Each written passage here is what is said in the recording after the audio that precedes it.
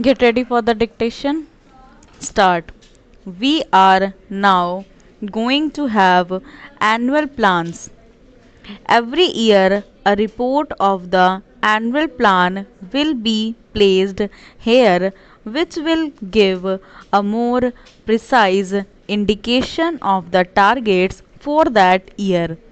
I hope to place a report of the annual plan of the first year of the second 5-year plan before this house during the next session. We have said that our objective is a socialistic pattern of society. I do not propose to define precisely what socialism means in this context because we wish to avoid any rigid or doctrinaire thinking. Even in my life, I have seen the world change so much that I do not want to confine my mind to any rigid dogma. But broadly speaking, what do we mean when we say socialist pattern of life? We mean a society in which there is equality of opportunity and the possibility for everyone to lead a good life. Obviously, this cannot be attained unless we produce the wherewithal to have the standards that a good life implies.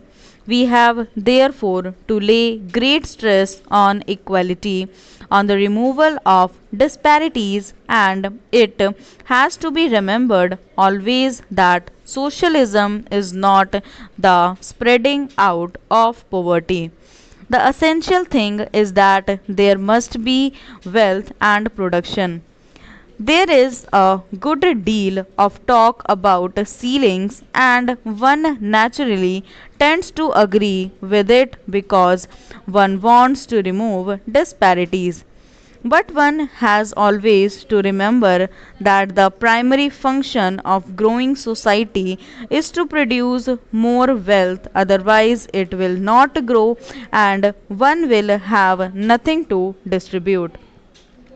If in the process of fixation of ceiling or in any other method of producing some kind of equality, you stop this process of wealth accumulation, then you fail in your objective.